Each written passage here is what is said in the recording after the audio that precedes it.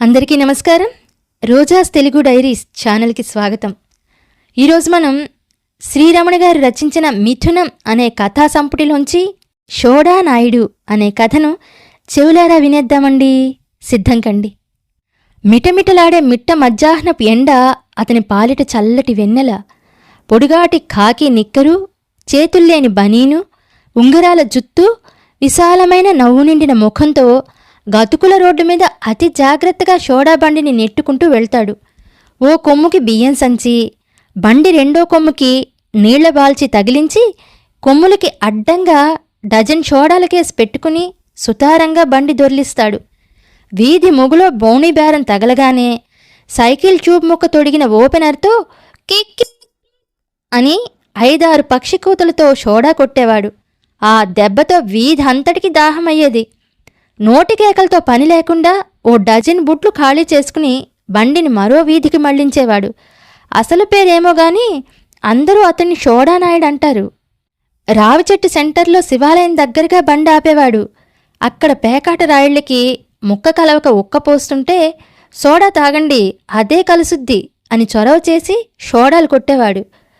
ఆడే నలుగురితో పాటు చూసే 10 మంది తాగితే 10 సీసాలు ఖర్చయ్యేవి. ఖాళీ బుడ్లను ఓ వరుసలోకి సర్దుకుని పైన కప్పిన గోదాం బొంత మీద నీళ్లు చల్లి బండికి ఇంకో దిశకు నడిపేవాడు. నాయుడికి మర్యాదలు తెలుసు. ఊళ్ళో పెళ్లి సందడి తగిలితే పందిరి నీడలో బండి ఆపి పెళ్లి వాళ్ళకి అడగకుండానే ఇచ్చేవాడు. కొట్టే ముందు షోడా మూతిని నీళ్ల బాల్చీలో ముంచి తీసి కుదిపి నలకలు చూసుకుంటారా అని సవాలు విసిరినట్టు బుడగలు తేలుతున్న సీసాని చూపించి నాట్యభంగిమలో వయ్యారంగా అదిమిపెట్టి షోడా కొట్టి మర్యాదగా చేతికిచ్చేవాడు. వాళ్ళ దగ్గర డబ్బులు తీసుకునేవాడు కాదు. అమ్మమ్మ ఎంత మాట! ఇంటాయన మర్యాదకి మడిసి పెళ్లికొచ్చిన చుట్టాల కాడ డబ్బు తీసుకున్నానని తెలిస్తే ఆయన చంపేస్తాడు. మేం చూసుకుంటాంలేండి అని భరోసాగా వెళ్ళిపోయేవాడు. అంతా కలిసి 4 రూపాయలు అవదు. వెలకు మించిన కిదాపు ఇంటాయనికి అందించి మళ్లీ రోడ్డెక్కేవాడు. నాయుడికి లౌక్యం తెలుసు. కొన్ని ఇళ్లల్లోకి సరాసరి వెళ్ళిపోయి చప్పుడు కాకుండా బొటని వేలితో షోడా నొక్కేసిచ్చేవాడు. అంటే ఆ ఇంట్లో వేవిళ్ళి తల్లి ఉన్నట్లు గుర్తు. ఒకే షోడాని సగం తాగాక మళ్లీ గుండు బిగించి 2 షోడాల్లో పిల్లల్ని మాయచేసి పెద్దలకి ఆదా చేసి చిట్కాలు తెలుసు. మా ఊరి మగ్గాలి వీధిలో రావి కొమ్మలు, వేప కొమ్మలు పడుగు పేకల్లా కలిసిపోయి నేల మీద ఎకరం నీడపరిచేవి. షోడా రథం రాగానే పాటలేని కోలాటంలా సాగే మగ్గాల మోత ఆగిపోయేది. 100 గడియారాలు ఠక్కున ఆగిపోయి కాలమే నిలిచిపోయినంత నిశ్శబ్దంలోంచి బిలబిలా మగ్గాల మెంచి అంతా బయటకు వచ్చేవారు. బయట పడుగు దువ్వే చేతులకి, పేక కూర్చే రెక్కలికి షోడాలిచ్చి సేద తీర్చేవాడు. ఆ వీధికి అది ఆట విడుపు. బియ్యం కొలిస్తే బియ్యం, చిల్లర ఇస్తే చిల్లర తీసుకుని కాసేపు కబుర్లాడి ఖాళీ సీసాల గలగలతో బండిని ఇంటిదారి పట్టించేవాడు. అంతవరకు నాయుణ్ణి అంటకాగి నేను తిరిగేవాణ్ణి. సెలవుల్లో హాయిగా ఓ పాట ఓ ఆట లేకుండా ఎండనా కొండనా పడి నాయుడితో పాటు వీధిన పడి ఆగితే ఆగుతూ, నవ్వితే నవ్వుతూ, విన్నవే వింటూ నీకెందుకొచ్చిన తిప్పలరా దేవుడా అంటే తప్పదు మరి, పాల కోసం నల్లరాయి మొయ్యాలి అని అమ్మ అప్పుడప్పుడు అంటూ ఉంటుంది. పాల గొడవ రాయి గొడవ నాకు తెలియదు, కానీ ఈ తిప్పలు ఎందుకంటే అప్పటికి అంటే నేను 7వ క్లాస్ కుర్రాణ్ణి. నా దగ్గర 457 కాదు 63 పిండి గోళీలు, 117 సీసం గోళీలు, 16 పింఛాలు ఉన్నాయి. కొన్నవి ఉన్నాయి, కానీ చాలా వరకు ఆడి గెలిచినవే. ఇంత సరుకు గోపిగాడి దగ్గర గాని అబ్బులుగారి దగ్గర గాని లేవు.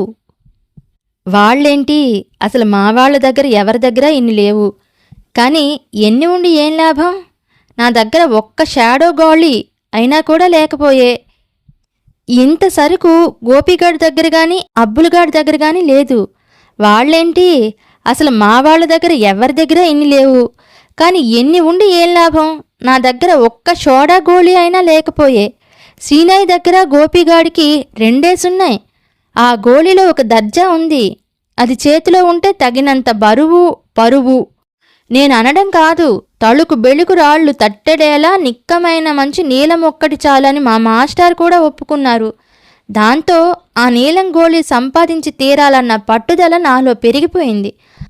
అది కొట్లో దొరికేదైతే 10 పైసలు కాదు కదా, ఆఖరికి ₹1 ఖాతరు చేసేవాణ్ణి కాదు.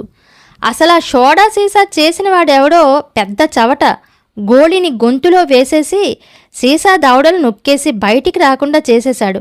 లేకపోతేనా గోపిగాడితో చివరికి 50 సీసాలిస్తా ఒక్క నీలం ఇస్తే అని మారకానికి పెడితే వాడు అమ్మా ఆశ దోశ అప్పడం అని నా బేరాన్ని గేలిచేశాడు. దాంతో ఆ గోళీ మీద మోజు మరీ పెరిగిపోయింది. పంతం వచ్చేసింది. గోపి సీనాయ్ నాకు మహారాజుల్లా కనిపిస్తున్నారు. మా ఊళ్ళో కొంతమందికి డజన్ సొంత సోడా పుడ్లున్నాయి. వాళ్ళు కొంచెం గొప్పవాళ్ళు. సీసా అడుగున పచ్చరంగు, ఎర్ర రంగు, తెల్ల రంగు గుర్తులు పెట్టి ఉంటాయి. రోజూ వాళ్ల సోడాలు వాళ్ళకి గుర్తు ప్రకారం కొయ్య కేసులో పెట్టి ఇంటికి ఇచ్చేసి వస్తాడు నాయుడు. మళ్ళీ రాత్రి పొద్దుపోయాక ఖాళీ బుడ్లు తెస్తాడు. వాళ్ళు ఊరివాళ్లు ఎంగిళ్లు పుచ్చుకోరుట. ఇదిగో ఆ గోళీ వాళ్లకి సొంత సీసాలున్నాయి. మరి పగిలిపోయాయో వీళ్లే బద్దలు కొట్టేశారో మరి చెరి 2 సంపాదించారు. సీసా చేసిన వాళ్ళని గొప్పవాళ్ళని తిట్టుకుంటూ ఏడ్చుకుంటూ కూచోడం కన్నా సోడా నాయుడిని ఏదో విధంగా మచ్చిక చేసుకోవటం మంచిదారిగా తోచింది. ఆ పనిలో పడ్డాను. దాంతో వచ్చింది తిరుగుడు తిప్పలు. పొద్దుటిపూట సూర్యుడు నా కంటికి నీలంగా కనిపిస్తున్నాడు. తెల్లవారుగానే నాయుడు ఇంటికి వెళ్లేవాణ్ణి. శుభ్రంగా అలికి ముగ్గులు పెట్టిన ఒంటి నిడ్రాడి పాకలోకి సోడా మిషన్ పక్కనే నిలువెత్తు గ్యాస్ సిలిండరు, ఆ పక్కన గూళ్ళో కొయ్యి బీరువా ఓరగా మట్టి గోడకి చేర్చి ఉండేది. ఎర్రగా గుండ్రంగా ఉండే రబ్బరు ఉంగరాలు దండగుచ్చి నిట్రాడు మేకుకు వేలాడుతూ ఉండేవి. గ్యాస్ బండకి మిషన్కి కుంకుమ బొట్లు మందార పువ్వు పెట్టి ఉండేది. నాయుడు స్నానం చేసి పెద్ద బొట్టు పెట్టుకుని తడి తువ్వాలు చుట్టుకుని గుళ్ళో పూజార్లా ఉండేవాడు. ఖాళీ బుడ్లు ఒక్కొక్కటి జాగ్రత్తగా కడగడం, మూతి ముందర ఉండే రబ్బరు చక్రాలను తనిఖీ చేసి అవసరమైతే మార్చడం, నీళ్లు గరాటులో వడకట్టి కొలత ప్రకారం సీసాల్లో పొయ్యడం, ఇదంతా ఒక ఘట్టం. తరువాత దండం పెట్టుకుని మొహానికి తీగతో అల్లిన చిక్కను తగిలించుకుని సోడాలు పట్టే పనిలో ఉండేవాడు. మిషన్లో కాయి బిగించి గిరగిరా తిప్పి ఎడంచేత్తో గ్యాస్ హ్యాండిల్ని పక్కకి తిప్పి ఛస్ మని చప్పుడు రాగానే మిషన్లో గుండు బిగిసిన సీసాని తీసి ఇంకో బుడ్డిని బిగించేవాడు. లెక్క పెట్టే పని లేకుండానే 12 తిప్పులకి కుడిచేయి దానంతట అదే ఠక్కున ఆగిపోయేది. పట్టిన కాయల్ని కొయ్యిగూళ్ళో పెట్టేవాడు. ఆ గూడు నిండాక చెక్కతొట్లో గడ్డి పరకలు పరిచి నీళ్లు జల్లి జాగ్రత్తగా పసిబిడ్డల్ని పొత్తిళ్లలో పడుకోబెట్టినట్టు ముద్దుగా సర్దేవాడు. చివరాకురికి ఊళ్ళో గొప్పవాళ్ల బుడ్లు పెట్టి కేసుల్లో సర్దేవాడు. సోడాల వ్యవహారం మొత్తం తనే చూసుకునేవాడు. పూజ చేసినంత శ్రద్ధగా చేసేవాడు. లేత ఆకుపచ్చ సీసాలలో నీలం రంగు గోళీలు ఆకుచాటు నేరేడు పళ్ళలా ఉన్నా నన్ను ఊరిస్తున్నాయి. అబ్బా ఎన్ని నీలాలో! రోజూ నేను వెళ్లడం, దీక్షగా అతన్ని చూడటం నాయుడు గమనించాడు. రోజూ నీకేం పనిక్కడ, వేరే పనిపాటు లేదా అన్నాడు కొంచెం కోపంగా. సోడా గోళీ ఇస్తే డబ్బులకే నీళ్లు నములుతూ గుప్పెట విప్పి చిల్లర డబ్బు చూపించబోతే నాయుడు తోక తొక్కిన తాచులా ఖస్సున లేచాడు. ఎప్పుడైనా ఈ ఛాయలకి వచ్చినా సోడా గోళీ అడిగినా ఊరుకునేది లేదు, మర్యాద దక్కదు, పో వెళ్ళు అని గసిరి కొట్టాడు. తీగవల తగిలించుకున్న నాయుడు బోనులో పులిలా హోంకరించాడు. భయంతో పరిగెత్తుకు వెళ్ళిపోయాను. నాయుడికి అంత కోపం ఎందుకొచ్చిందో తరువాత తెలిసింది. గోళీ వచ్చేది సోడాలు పగిలితే నష్టం కంటే ప్రమాదం ఎక్కువట. నేనన్నది చాలా తప్పు మాటని అర్థమైంది. మనసులో లెంపలేసుకున్నాను. కానీ గోళీ మాత్రం కావాలి, అందులో రాజీ లేదు. ఇది జరిగాక ఒక వారం రోజులు నాయుడి కంట పడలేదు. తరువాత పెట్టాను. ఒక్కో రోజు 2-3 సోడాలు తాగాల్సొచ్చేది. ఏం చేస్తాం మరి? హాయిగా ఏ జీళ్ళో ఐస్ ఫ్రూటో పప్పు చెక్కో మిగతా పిల్లల్లా కొనుక్కు తినకుండా పుల్లగా కషాయంలా జ్వరం వాళ్ళలా ఈ సోడాలు తాగడం, తేంచుకుంటూ తిరగడం నా మీద నాకే జాలి వేస్తోంది. కానీ తప్పదు, నాయుణ్ణి మచ్చిక చేసుకోవాలి. 100 సీసాల్లో ఒక్కటి పోని ఒక్కటి చిల్లిపోకూడదా అని 1000 దేవుళ్ళకి మొక్కేవాణ్ణి. ఎప్పటికైనా నాయుడు మనసు మారకపోతుందా, చెయ్యి జారకపోతుందా అనే ఆశ ఆ బండి వెనుక నన్ను నడిపిస్తోంది. అదేదో సామెత చెప్పినట్లు ఎద్దు వెనుక నక్కల ఎండా కొండ ఆనక నాయుడిని వెంబడి తిరుగుతున్నాను. షోడానాయుడు టంచన్గా నెలకోసారి గ్యాస్ బండ కోసం టౌన్ వెళ్తాడు. అది పసిగట్టి టైలర్ గారి అరుగు మీద కాపు వేశా. ఖాళీ గ్యాస్ బండని నిలువుగా సైకిల్కి కట్టుకుని, నిక్కర్ మీద సిల్క్ చొక్కా వేసి, ఆముదం రాసి, ఉంగరాలు దువ్వి, నల్ల కళ్ళద్దాలు పెట్టుకుని జాయిగా బెల్ కొడుతూ బయలుదేరాడు. తీరా అరుగుదాకా వచ్చేసరికి టైలర్ గారి తమ్ముడు తగిలాడు. కువైట్ నుంచి ఆ రోజే వచ్చాడు. చూసి చూడగానే నాయుడు విశాలంగా నవ్వి సైకిల్ పక్కకి తీసి టైలర్ గారి అరుగు మీద కాలు పెట్టి ఆగాడు. ఏం తమ్ముడు, ఎప్పుడు రావడం తో మొదలుపెట్టి జవాబు కోసం ఆగకుండా, కొయ్యటం ఎడారి కదా, సోడా బేరం బానే ఉంటుందనుకుంటా, అక్కడ అసలు నీళ్లుండవు గందా, సోడాల మీద బతకాల్సిందే, అంతా డబ్బున్నోళ్ళు కదా, సొంత మిషన్లుంటాయనుకుంటా. తమ్ముడు, వాళ్ళది ఎడంచేతి వాటం గందా, మిషన్కి యాండిల్ ఎటేపుంటది, పైగా 360 రోజులు సుఖంగా ఎండే గందా, ఎండంటే వ్యాపారమే. విని విని అక్కడే కూర్చుని పేపర్ చదువుకుంటున్న పంతులుగారు అడ్డం పడి తమ్ముణ్ణి ఆదుకున్నారు. నేను అక్కడే నక్కి కూర్చున్నా. నాయుడు వెళితే నాకు అవతల బోలెడు పని ఉంది. బయలుదేరుతున్న వాణ్ణి మళ్ళీ సినిమాలా ఆపి, అసలు ఈ పంతులుగారు పెద్ద జిడ్డు, లోకం అంటే సోడా ఒక్కటే కాదు, ఇంకా బోల్డున్నాయి, చూడు పేపర్ చూడు, రాజాభరణాలు రద్దు చేసింది ప్రభుత్వం, ఇహ నుంచి మహారాజులంతా తరాజులే, ఇహ నుంచి చచ్చినట్లు వాళ్ళ బతుకు వాళ్ళు బతకాల్సిందే. ఆగకుండా వెళుతున్న ధారని ఈసారి నాయుడు అడ్డుకున్నాడు. వాళ్లకేం సామి, ఎంత చెడ్డా మహారాజులు, కిరీటం పూసల కోట ఉంటది, నాలాగా ఒంటికాయ మిషన్తో తంటాలు పడాల్సిన పని లేదు. వాళ్ళ రాజ్యంలో వాళ్ళు 3 కాయల మిషన్లు ఇదో 20 బిగించుకుని రోజుకి 10 గ్రోసుల బుడ్లు కొట్టుకున్నా చాలు, ఇల్లు రాజాలా గడిచిపోద్ది. ఇందులో పెద్ద ఎర్రి అవ్వాల్సింది ఏముంది అంటూ రయ్యన సాగాడు. పంతులుగారికి నోట మాట రాలేదు. అప్పటికే ఆలస్యాన్ని భరించలేకుండా ఉన్నాను. 2 క్షణాల్లో నాయుడింటికి పరిగెత్తాను. ఎవరూ లేరు. నట్టింట్లో పసిపిల్ల కూర్చుని ఆడుకుంటోంది. నన్ను చూసి ఒక్కసారి ఏడుపు అందుకుంది. వాళ్ళమ్మ లోపల నుంచి వచ్చింది.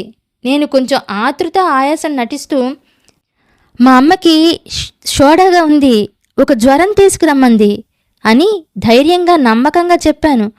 నాయుడు టౌన్ వెళ్ళాడు, పట్టిన బుడ్లు లేవు, అయినా ఆయన లేనప్పుడు ఇంటికి సీసాలిస్తే తిడతాడు, నాకు తెలవదు అనేసి ఏడ్చే పిల్లని చంకనేసుకుని లోపలికి వెళ్ళిపోయింది. అరెరే, సీసా దక్కించుకుని గోళీ లాగేద్దామనుకున్నా. ఆనకు ఏమైతే అవుతుంది, 4 తిట్టో కొట్టో దాని ఖరీదు అమ్మ కడుతుందనుకున్నా. ఈసారి కూడా గోళీ కంచా చెరలేదు. శ్రీరామనవమి. రామాలయం దగ్గర హరికథలు మొదలైనాయి. రాత్రి 7ంటికి మొదలై 3 గంటలు సాగుతోంది కథ. నాయుడు భక్తితోనూ బండితోనూ వచ్చేవాడు. కథ సగం గడిచాక పెట్రోమాక్స్ లైట్ వెలవెలపోతుంటే నాయుడు చెయ్యి చేసుకుని లైట్ దింపి టకటకా గ్యాస్ కొట్టి పిన్ను తిప్పి భగ్గు భగ్గుమనిపించి లైట్ని కళకళలాడించేవాడు. ఆ ఖాళీలోనే దాసుగారికి పక్క వాయిద్యాలకి షోడాలు కొట్టించేవాడు. షోడా పక్షి కూతలు మైకులోంచి రైలు కూతల్లా వినిపించి నిద్రావస్థలో ఉన్న భక్తులకి మేల్కొల్పేవి. అసలే దాసుగారికి మాటకారితనం జాస్తి. భక్తులారా, ఈ ఒక్క షోడా పరమాద్భుతంగా ఉంది, పుచ్చుకునేవాళ్ళు పుచ్చుకోండి, కథ ప్రారంభం కాబోతోంది అని మైకులో తేనుపులతో చెప్పడం తర్వాత 10-15 షోడాల చప్పుళ్ళు వినిపించేవి. రోజూ ఈ విధంగానే నాయుడు దాసుగారిని, భక్తుల్ని, షోడాల్ని సేవిస్తున్నారు. తరువాత దాసుగారు నాయుడు మంచితనానికి మరింత ముగ్ధులై వేదాంత ధోరణిలో రిచ్చిపోయి, ఆ యొక్క భక్తుడు నిన్నే రూపమున భజింతుమదిలో అని కాళహస్తీశ్వర శతకంబులో అన్న విధంగా ఈ యొక్క నాయుడికి షోడా అన్నది పరమశివుడు. ఆ కంఠంలో ఉన్న గోళీ వలన సాక్షాత్తు గరళకంఠుడుగా గోచరిస్తున్నాడు. ఆ యొక్క పరమశివుడు నాయుడు గారికి ఆయురారోగ్య ఐశ్వర్యములు ఇచ్చుగాక అని మైకులో దీవించారు. నాయుడికి పుణ్యం పురుషార్థం పుష్కలంగా దక్కుతుంది. దాసుగారు చెప్పాక ఆ యొక్క గరళకంఠుడికి చీకటి చాటున ఎత్తేసి గరళం సొంతం చేసుకోవాలన్న ఆలోచన వచ్చింది నాకు. కథ కొంచెం పాకాన పడ్డాక ఆ పని చూద్దాం అనుకుని మనసు దిటవు చేసుకున్నా. ఆ రోజు రెండో రోజు ఏం జరిగిందో ఏమో, లైట్కి నాయుడు గ్యాస్ కొట్టలేదు. దాసుగారు సోడా తాగలేదు. నాయుడు భక్తుల్లో ఉన్నాడు, కాని బండితో రాలేదు. తీరా తెలిసిందేమంటే హారతి పళ్ళానికి తెచ్చిన చిల్లరలో భక్తులు సోడాలు తాగుతున్నారు. అందుకని హారతి పళ్ళెం బొత్తిగా చిన్నబోతోందని హరిదాసు గారికి అర్థమైందట. దాంతో నాయుడికి దాసుగారికి రామ్రామ్ అయింది. నా సోడా గోళీ శ్రీమద్రమారమణ గోవిందోహారి. నవరాత్రులు ఆఖరి రోజు. కురుక్షేత్రం అను పాండవోద్యోగ విజయాల నాటకం. వేషగాళ్లంతా మా ఊరి వాళ్లే. డైనమో పెట్టి లైటింగ్లు, వైర్ వర్కులు చేశారు. స్టేజీలు, తెరలు కడుతున్నారు. వాళ్ల ప్రయత్నంలో వాళ్ళుంటే నా ప్రయత్నంలో నేనున్నాను. ఎటూ నాయుడు బండితో రాక మానడు. ఆ చీకట్లో ఓ సీసా లేపేసి దాన్ని ఎక్కడ పగలగొట్టాలో, సీసా పెంకులు ఎక్కడ పాతేయాలో కూడా తేల్చుకున్నాను. పరబ్రహ్మ పరమేశ్వర సదానంద మొదలైంది. గళ్ల దుప్పటి నిండుగా తలనించి నేలదాకా కప్పుకుని వెళ్ళాను. నాలో దొంగ కళ ఉట్టి పడుతోంది. ఊరు జనమంతా అక్కడే ఉన్నారు. మధ్య మధ్య తెరపడినప్పుడల్లా కాసిని సోడా మోతలు వినిపిస్తున్నాయి. బండి ఓ పక్కగా నిలిపి భుజం మీద సోడా కేస్తో జనం మధ్య కప్పదాట్లు వేస్తూ తిరుగుతున్నాడు. నేను బాగా అనుభవం గల దొంగల అనుమానం రాకుండా నాయుడిని ఓరకంట కనిపెడుతున్నా. సమయం కోసం చూస్తున్నా. తెరలేచింది. మయసభసీను, చిట్టబ్బాయి గారు, దుర్యోధనుడు, కిరీటం, గద, పూసలకోటు, ఫోకస్ లైట్లతో మెరిసిపోతూ నిజంగా దుర్యోధనుడిలా ఉన్నాడు. అటూ ఇటూ 2 సార్లు స్టేజ్ మీద కొలుస్తున్నట్లు అదిమి అడుగులేస్తూ పచార్లు చేసి, ఆహా, ఈ మైని రచనా చమత్కారమునకు ఏమియోగాని అని మొదలుపెట్టి చాలాసేపు గడగడగడ ఏమేమో అన్నాడు. నాకు గోళీల డబ్బాలో వేసి మోగిస్తున్నట్టుంది.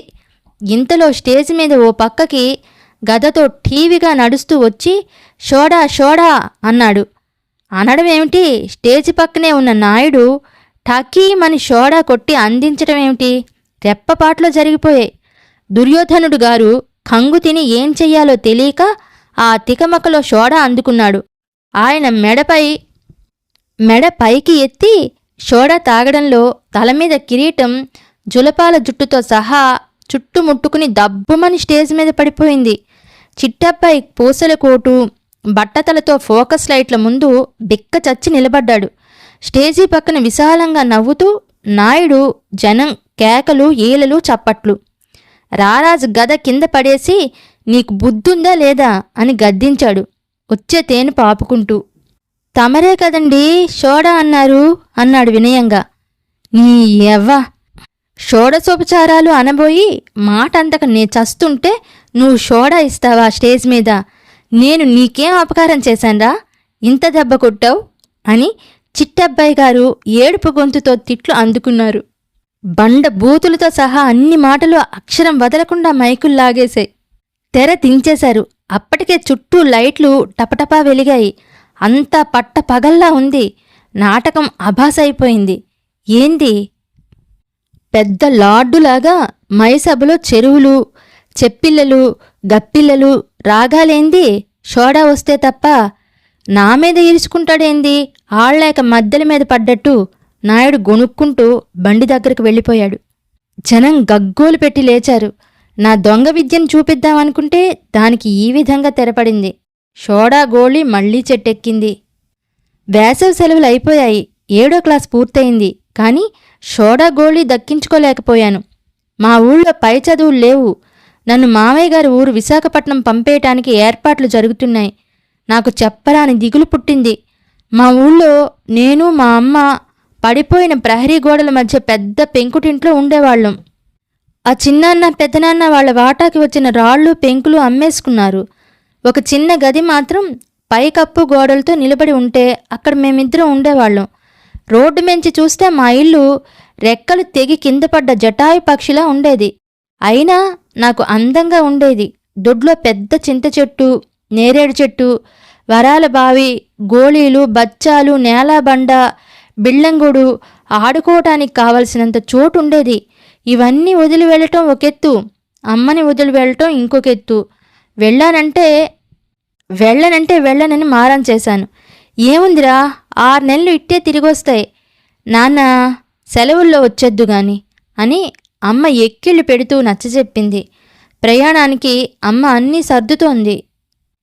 నేను గోళీలన్నిటినీ ఒకసారి తనివి తీరా లెక్క పెట్టుకుని సిగరెట్ పెట్టే డొక్కు మీద ఏ రకం గోళీలు ఎన్నెన్నో రాసి ఆ జాబితాను గోళీలని మైనపు సంచిలో మూటకట్టి నేరేడు చెట్టు మొదట్లో గుర్తుగా పాతరేశాను. అమ్మ నన్ను తీసుకెళ్ళి విశాఖపట్నంలో మా మామయ్య గారింట్లో అప్పగింతలు పెట్టి వెళ్ళిపోయింది. నాకు ఆ ఊరు ఏమాత్రం నచ్చలేదు. ఇరుకిరుకుగా రాసేసిన రామకోటి పుస్తకంలా ఉంది. పైగా తెలిసిన మొహం ఒకటి లేదు. మా ఊళ్ళో అయితే నాకు తెలియని మొహం లేదు. కొత్త బడి, కొత్త పంతుళ్ళు, అంతా కొత్త. అమ్మ అప్పుడప్పుడు ఉత్తరాలు రాసేది. అయినా అప్పుడప్పుడు అమ్మ కల్లోకొచ్చేది. ఒక్కొక్కసారి పీడకళ్ళు వచ్చేవి. గోళీలను పాతర్లని పందికొక్కులు తవ్వేసి దొడ్డి నిండా జల్లేసేయి చెదురుగా అన్నట్టుగా తుళ్ళిపడి లేచి అమ్మ చెప్పినట్టు ఆంజనేయ స్వామిని తలుచుకుంటూ పడుకునేవాణ్ణి. సంకురాత్రి సెలవులకు పంపమని అమ్మ మామయ్యకి ఉత్తరం రాసింది. రోజులు లెక్క పెడుతున్నా ఎంతకీ రోజులు కదలవు. ఇక సెలవులు 4 రోజుల్లో మొదలు. ఆ రోజు ఈ రోజు తీస్తే ఇహ 2 రోజులు. అమ్మయ్యా అనుకుంటూ ఉండగా ఆ రోజు అన్నాల దగ్గర ఇంగ్లీష్లో పూర్గా ఉన్నావు వేధవా, పల్లెటూరు చదువు, ట్యూషన్లు పెట్టిస్తా, టైప్ కూడా నేర్చుకో, నువ్వెక్కడికి వెళ్ళి చెట్లమ్మట పుట్లమ్మట గాలికోడిలా తిరగడమేగా, అంతకా పోతే మీ అమ్మే వచ్చి చూసి వెళుతుంది అని మామయ్య చాలా మామూలుగా అన్న మాటలు నా గుండెల్లో దీపావళి అవుట్లా పేలాయి. మెదడు కాసేపు పని చేయలేదు. అసలు మామయ్యగాడు అన్నదంతా నాన్సెన్స్. I agree not. ఒట్టి గ్యాసు. ఇంగ్లీష్లో నేను పూరట. ఒట్టిదే. వాడిది దుష్టబుద్ధి. వాడికి 2 చిన్నపిల్లలున్నారు. వాళ్ళని సంభాళించడానికి నేను కావాలి. పైగా సెలవుల్లో వాడి వైపు రిలేషన్షిప్ వస్తారట. వాళ్ళు సింహాచలం, హార్బరు, సినిమాలు, వాళ్ళ బంద అన్నీ చూడాలి. అప్పుడు ఇంటి పట్టున ఉండి పిల్లగాడిదల్ని నేను కాసుకోవాలి. ఇది కాక కింగ్ జార్జ్ ఆసుపత్రిలో ఎవరో రోగిష్టి పేషెంట్లున్నారు. వీడికి చుట్టాలో ఫ్రెండ్సో అవుతారు. వాళ్ళకి పిండాకూళ్ళు పచ్చంగా తీసుకెళ్ళి ఇచ్చి రావాల్సింది నేనే కదా. వీడు స్వార్థబుద్ధితో కపట నాటకం ఆడుతున్నాడని నాకు అర్థమైపోయింది. మామయ్య నా కంటికి రాజనాల్లా కనిపిస్తున్నాడు. నిండు షోడాతో నెత్తి మీద ఒక్క దెబ్బ కొట్టి బయటపడ్డ గోళీతో హాయిగా ఆడుకోవాలనిపించింది. మా అమ్మ ఉత్త పిచ్చి తల్లి. తెల్లటివన్నీ పాలనుకుంటుంది, లేకపోతే పాల కోసం నల్లరాయిని మొయ్యాలంటుంది. తమ్ముడు రాసిందంతా నిజమే అనుకుని, నాన్న హాయిగా మామయ్య చెప్పిన విధంగా చదువుకో, టైప్ మిషన్ కొట్టడం నేర్చుకో అని ఉత్తరం రాసింది. చూస్తుండగా నా బతుకు షోడా గోళీలా అయిపోయింది. నన్ను విశాఖపట్నంలో వేసేసి దవడలు నొక్కేశారు రాజనాలుగారు. అమ్మ కొంగు వదిలాక పరాయి పంచని చేరాక తెలియకుండానే కొంచెం పెద్దరికం నన్ను ఆవరించింది. రోజులు గడిచిన కొద్దీ నేనెందుకు వచ్చానో, మామయ్య ఎందుకు పోషిస్తున్నాడో తెలిసొచ్చింది. అదే చిన్న గదిలో వాళ్ళు ఇంకొంచెం ముడుచుకొని నాకు చోటిస్తున్నారు. అదే అన్నపు గిన్నెలో ఇంకొంచెం తగ్గించుకొని అన్నం పెడుతున్నారు. అమ్మంటే ఇష్టం, జాలి తప్ప వాళ్ళకి ఒరిగేదేమిటి లేదు అని అర్థమై సిగ్గుపడ్డాను. ఇంకెప్పుడు అర్థం లేని ఆలోచనల్ని, దిగుళ్ళని దగ్గరికి రానీయలేదు. ఇప్పుడు గాలిపటాలు, బిచ్చాలు, గోళీలు పిల్లల ఆటల్లా కనిపిస్తున్నాయి నాకు. ఇంటర్ కాగానే టైపు అర్హత జతచేసి ఓ బొగ్గుల కంపెనీలో ఉద్యోగం ఇప్పించాడు మామయ్య. ఇక నీ బతుకు నువ్వు బతుకు, శ్రద్ధ పట్టుదల ఉంటే ప్రైవేట్గా చదువుకోవచ్చు అని సలహా ఇచ్చాడు. వేరే గది తీసుకున్నాను. అమ్మని కూడా వచ్చేయమన్నాను. నేనిక్కడ లేకపోతే రాయి రప్ప గుమ్మాలు తలుపులు కూడా పీక్కుపోతారు అనే సాకుతో అమ్మ అక్కడే ఉంది. పార్ట్ టైం ఉద్యోగం చేస్తూ డిగ్రీ చదువు దీక్షగా మొదలుపెట్టాను. ఎట్లాగో అమ్మను ఒప్పించి ఇల్లు బేరం పెట్టేశాం. నా డిగ్రీ చదువు తపస్సులా సాగిస్తున్నాను. వచ్చే దాంట్లో కాస్త జాగ్రత్త చేసి అమ్మకి నాకు సరిపోయే సామాను ఏర్పాటు చేశాను. తాడు బొంగరం అంటే అసలర్థం ఏమిటో ఇప్పుడు తెలిసింది. ఇంటి బేరం కుదిరింది. రిజిస్ట్రేషన్కి వెళ్ళాను. ఇన్నేళ్ల తర్వాత మళ్ళీ మా ఊరు వెళ్ళటం ఏదో ఊరొదిలిన కొత్తల్లో అలజడిగా ఉండేది. కానీ తరువాత రాయి దెబ్బ నుంచి తేరుకున్న చెరువులా నా మనసు కుదుటపడింది. కొలతలు రాతకోతలు అయ్యాక దస్తావేజు చదివి వినిపించారు పంతులుగారు.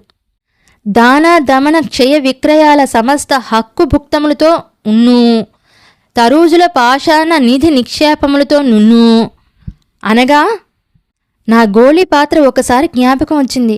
కాస్త మనసు కలుక్కుమంది. అట్లా అని పెద్ద బాధ కాదు. సంతకాల వ్యవహారం పూర్తి చేశాను. ఊరు చూడాలనిపించలేదు. కానీ షోడానాయుడిని ఒక్కసారి చూడాలనిపించింది. కానీ ఆ రోజే టంచన్గా గ్యాస్ బండికి టౌన్కి వెళ్ళాడన్నారు. అతన్ని గురించి వాకప్ చేస్తే నాయుడు తాజా కబురొకటి చెప్పారు పంతులుగారు. మా ఊరు నుంచి ఓ 10 మంది అయోధ్యకి ఇటుకులు నెత్తిన పెట్టుకుని వెళ్లారట. వాళ్ళు తిరిగి వచ్చాక దేశం అన్ని వేపుల నుంచి లక్షల మీద రామభక్తులు వచ్చారని, పటాలాలు మిలిటరీ దిగిందని, అసలు ఆ జనం జనం కాదు చీమల పుట్టలు అని చెబుతుంటే షోడానాయుడు కళ్ళు మెరిసిపోయాయట. అబ్బా, అంతమంది జనమా! అయితే ఈయన పక్షం 1,00,000 బుడ్లు బేరం తగిలుంటది. ఎప్పుడైనా మిషన్ సెటప్ చేశాడా? గిరాకీ గందా, బుడ్డి రూపాయంటే ఎగరేస్తారు అని ఆత్రంగా షోడా సమాచారం అడిగాడట. పాపం వాడేం ఎదగలేదోయ్ అన్నారు పంతులుగారు అంతా చెప్పి. అమ్మ నా దగ్గరికి వచ్చేశాక కొత్త బలం ఉత్సాహం వచ్చాయి. చేసి సర్వీస్ కమిషన్ కావడంతో ఆ పైన మహాద్వారం గుండా డైరెక్ట్ రిక్రూట్గా ఆఫీస్ ఉద్యోగానికి భాగ్యం దక్కింది. పునరావాసం స్వయం ఉపాధి పథకాలకి సంబంధించిన శాఖలో మొదటి పోస్టింగ్ మా జిల్లాకే వేశారు. ఓ రోజు పొద్దుట ఆఫీసుకి వెళ్ళగానే తమరి కోసం మీ ఊరు నుంచి షోడానాయుడు గారట వచ్చారని చెప్పగానే లోపలికి పంపించమన్నాను. ఖాకీ నిక్కరు, సిల్కు చొక్కా, నల్ల కళ్ళద్దాలు, కొద్దిగా నెరిసిన ఉంగరాల జుట్టు, ముఖంలో విశాలమైన నవ్వు. ఆఫీస్ వాతావరణానికి జంకుతూ లోపలికి వచ్చాడు. నేను అని జ్ఞాపకం చేయబోతే తెలుసులే నాయుడు, కూర్చో కూర్చో అనేసరికి అతని మనసు తేలికపడింది. కూర్చున్నట్టు కుర్చీలో కూర్చున్నాడు. బావున్నారా? వ్యాపారం బావుందా? అడిగాను చాలా చనువుగా. గంభీరంగా నల్ల కళ్ళద్దాలు తీసి కుర్చీలో స్థిమితంగా కూర్చుని, పర్లేదండి, ఈ మధ్యనే అమ్మాయి పెళ్లి చేశానండి. పక్క ఊరేనండి. సెకండ్ హ్యాండ్ బాడీ 3 కాయలది, మిషన్ జర్మన్ది. బాగా కంకణంలా ఉందండి. మిగతా బల్లా గిల్లా ఇక్కడే మోపు చేసి వాళ్ళకి ఇచ్చానండి. అమ్మాయికి బుడ్లు పట్టడం వచ్చండి. అల్లుడు ఊరి మీద గోను బుడ్లు కొడతాడండి. ఇంటికాడ బేరం 4 డజన్లు ఉంటుందండి. ఏదో వాళ్ళ బతుకు వాళ్ళు బతుకుతున్నారు. మనకేం ఎర్రీ లేదు. వచ్చిన పని గురించి అడిగాను. పూర్తిగా కళ్ళేలు వదిలితే అదుపు తప్పే ప్రమాదం కనిపించింది. ఏం లేదండి, మనకిప్పుడు కొంచెం ఓపిక తగ్గింది. ఒంటికాయ మిషన్తో తిప్పలు పడలేకుండా ఉన్నానండి. 3 కాయల మిషన్ కొత్తది కొనుక్కోవాలని, తమరో మాట చెబితే అప్పు మంజూరవుతుందని, వ్యవహారం మెత్తగా ఈజీగా ఉంటుందని చెప్పారండి. మధ్య మధ్య నిక్కర్ జేబు తడుముకుంటూ బెరుగ్గా చూసి మళ్ళీ నవ్వు ముఖం పెడుతున్నాడు. ఏదో పాపం ఇబ్బంది పడుతున్నాడు అనిపించింది. ఎందుకొచ్చిన షోడాలు, హాయిగా ఇక్కడికొచ్చే, ఏదైనా వేరే పని చూపిస్తా అన్నాను. నాయుడు మొహంలో నవ్వు మాయమైంది. రావచ్చుననుకోండి, కానీ మన ఊళ్ళో ఉన్నది మనదొక్కటే మిషన్ అండి. రోగం వచ్చినా రొప్పొచ్చినా ఊళ్ళో శానా ఇబ్బంది అయిపోద్దండి. అందులో మన షోడాకి అలవాటు పడిపోయారు. అసలు 12 తిప్పులు ఎవడు వేయడండి. రావచ్చుననుకోండి. అతని నమ్మకాన్ని అమాయకత్వాన్ని అర్థం చేసుకున్నాను. సర్లే, నీ ఇష్టం అనేసి కావలసిన వివరాలన్నీ అడిగి రాసుకున్నాను. 1 రోజులు పడుతుంది, తప్పకుండా నీ పని అయ్యేలా చూస్తాను భరోసా ఇచ్చాను. నాయుడు ఏనుగునెక్కినంత ఆనందపడ్డాడు. అల్పసంతోషి. ఇంకేదో చెప్పాలనో అడగాలనో ఉంది, కానీ తటపటా ఇస్తున్నాడు. మొత్తం మీద నానా హైరానా పడుతున్నాడు. నేను మళ్ళీ గట్టిగా మాట ఇచ్చాక కుర్చీలోంచి లేచి వినయంగా వెనక్కి అడుగులు వేస్తూ డోర్ దాకా వెళ్ళి చేతులు జోడించి దండం పెట్టబోయాడు. ఒక్కసారి ఏదో గల్లున కిందపడిన చప్పుడు, ఉలికిపాటుతో నాయుడు స్ప్రింగ్ డోర్ తోసుకుని కంగారుగా పెద్ద పెద్ద అంగలతో దాటిపోయాడు. ఏమిటా అని కుర్చీలోంచి లేచి నిలబడ్డాను. చూద్దుని గదా, స్ప్రింగ్ డోర్లు పంజరం వదిలిన పక్షి రెక్కల్లా టపటపా కొట్టుకుంటున్నాయి. చెంగనాలు వేస్తున్న తువ్వాయి మెడలో పట్టెడు తెగిపోయి మువ్వలు చెదిరిన విధాన, మబ్బు తునకలు తునకలై గడగడా వడగళ్ళు రాలిన చందాన, నేరేడు పళ్ళు దోసిళ్లతో గుమ్మరించిన తీర్న షోడా గోళీలు నా గది గచ్చు మీద పడి దొర్లుతున్నాయి. ఒక్క క్షణం ఇంద్రజాలంలో ఇరుక్కున్నాను. బల్ల మీద పేపర్ వెయిట్లు, గుండు సూది ములుకులు మీద బొంగరాల్లా గుక్క పెట్టి తిరుగుతున్నాయి. గాలికి లేచిన కాగితాలు గాలిపటాల్లా గది నిండా ఎగురుతున్నాయి. దిగులు, గుబులు, సంతోషం నన్నొక్కసారి ఆవరించాయి. స్ప్రింగ్ డోర్ ఊగడం తగ్గి స్థిమితపడింది. నేను తేరుకున్నాను. గచ్చు మీద దొర్లిపోతున్న నీలాన్ని మోకాళ్ల మీద పాకి జాగ్రత్తగా పోగు చేశాను. గుప్పెడు నిండుగా గోళీలు గుండెకు హత్తుకున్నాను. నా చిన్నతనాన్ని ఇన్నేళ్లు పదిలంగా తన మనసులో దాచి స్వయంగా తెచ్చి నా కళ్ల ముందు నిలిపిన మా నాయుడు షోడాల్లోనే కాదు, మనసులోనూ నలకల్లేవు. ఏమిచ్చి ఆ సిద్ధుడి రుణం తీర్చుకోగలను? ప్రియ నేస్తాలు, ఇక్కడితో షోడా నాయుడు అనే కథ పూర్తయిందండి. ఈ కథ కనుక మీకు నచ్చినట్లయితే తప్పకుండా నా ఛానల్ని సబ్స్క్రైబ్ చేయండి. అలాగే లైక్ చేయండి, షేర్ చేయండి, కామెంట్ పెట్టండి. ఇట్లు మీ రోజారమణి. ధన్యవాదాలు.